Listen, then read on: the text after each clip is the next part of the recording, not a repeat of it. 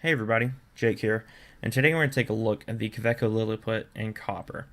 This is the heaviest material they offer it in at the moment, just as a word of warning, but it's a very nice little pocket pen that does unscrew for the cap and it screws on to post. So keep those things in mind when you're looking for this. It's not going to be the quickest deployment, but it is very useful, very durable, and very reliable. So as usual, we'll go ahead and go over the specs, do some size comparisons, like, neutral, dislike. We'll do a writing sample real quick, just with the cartridge, and then we'll jump into the conclusions for this pen. Alright, first up, the specs. So the closed length of this is going to be 96 millimeters. So it's very, very short, which is ideal for pocket pen. The length uncapped, including the 17 millimeter nib, is going to be 87 millimeters.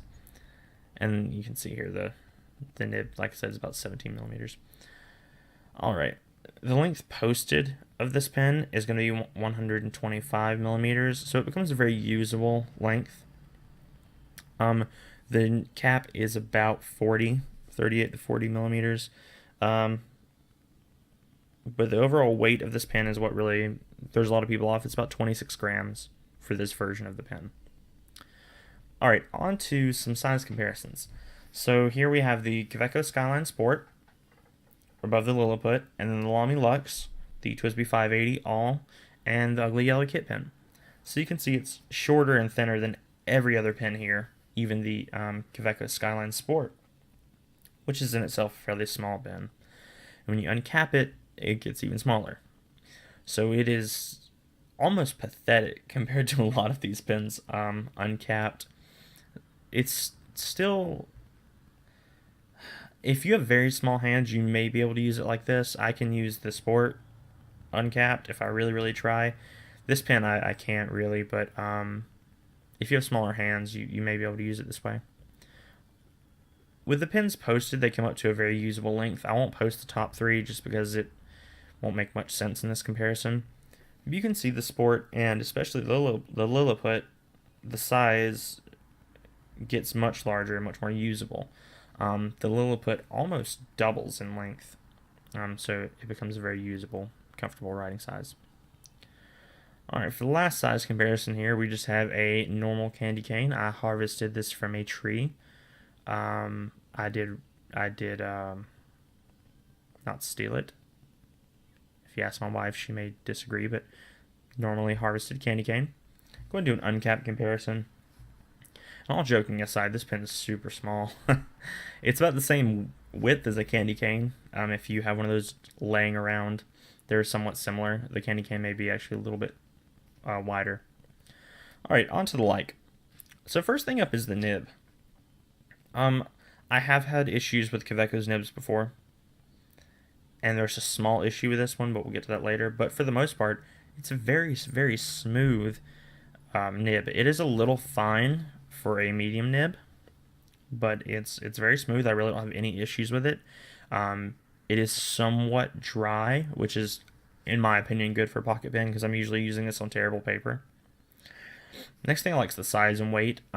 It's so small and so compact, and I really like the extra heft in hand. So I find it very, very comfortable to use. And especially when you post it, I really don't have that many issues with it. There's a few with the section, which again we'll get to later, but overall it's a pretty decent length, pretty decent weight. I actually really like the weight. I don't know that I would like the lighter versions of this pen, just because of the less substantial feel. Next thing is the material. This pen is made of copper, which, as you can see, patinas, especially the section, patinaed very, very quickly within probably the first hour. I've really only had this pen for 2 weeks. I've been using it every single day for those 2 weeks, but after 2 weeks, this is what it's going to look like. And you can see even the internal threading has patinaed slightly. And I really haven't messed in that much. And you can see the original color of the copper a little bit in there, and just contrast it with kind of, what we have here. So patinas relatively quickly. I also keep this in my pocket with a metal wallet. aluminum to be more precise, so mine has a ton of micro scratches, which is fine with me.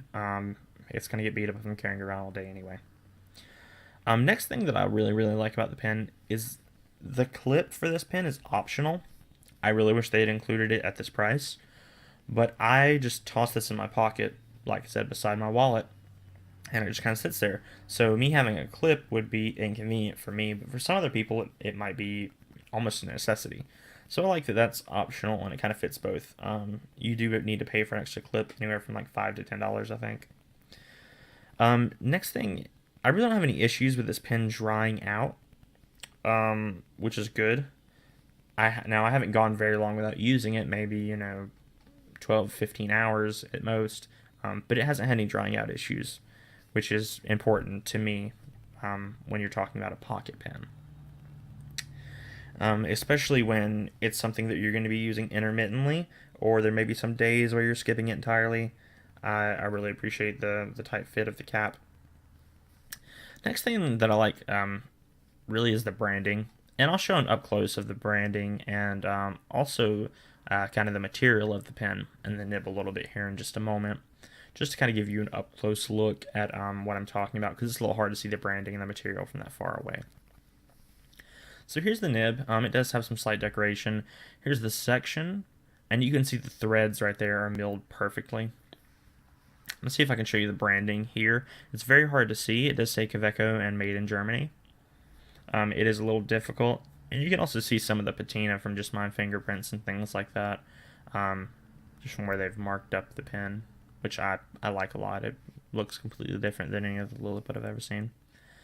And there's also some slight branding on the top there. On to the neutral. First thing is the posting. It posts extremely securely, and it becomes very usable length. I'm kind of torn between the thread to post or push to post. I don't know which one would have been better. The thread to post is very slow. It's sometimes hard to align the threads properly, but it's much more secure than a push to post. So that's, completely up to you. Next thing up is the price. This version of this pen is a little over $100, which is a little high in my opinion. I didn't pay anywhere near that. I bought this new from a seller off eBay. If you do a quick search for them, you may be able to find them around half price or so. Just saying. It did take a little while to get here though. But the price is a little high on this. I know you're getting copper and it's hard to get a copper pen, at this price range, but with this little amount of copper, you'd think it'd be a little cheaper. Next thing up is this is cartridge only. I'm not sure about the Kaweco squeeze converter, but the Kaweco mini piston converter thing that I have, it's more like a plunger kind of converter, will not fit in this. It is too short. So if you guys have a squeeze converter and you have a Liliput, try it out and let me know. I'm kind of curious to see. But for the most part, it's cartridge only, and it does come with a cartridge. Next thing is the section. This section is very, very narrow, and I understand that they really couldn't have made it much larger, but it is a little small. One thing I do appreciate about the section, though, is even though it is tiny, they did contour it, which I'd much rather be grabbing the contoured side than the really thick part of the barrel if they just continued to make it kind of flat. On to the dislike. Very little here, actually. The biggest thing for me is there's occasional hard starting. I think this nib may have a slight case of baby's bottom, which I've had on other Kaweco nibs. But once it gets flowing, it writes just fine, but that hard starting is extremely inconvenient for a pocket pen, because generally if I'm pulling this pen out, it's because I don't want to dig for another pen, and I need this one to write fairly quickly and consistently. So the hard starting doesn't happen all the time, but it happens at the least convenient of times, it seems. Next thing is the smell. This smells like a handful of pennies, and it does get on your hands, and it smells like copper. Like I said, I've had it for about 2 weeks, carried it every single day. It still smells exactly the same like copper. So if that bothers you, I want to skip this one. On to the writing sample.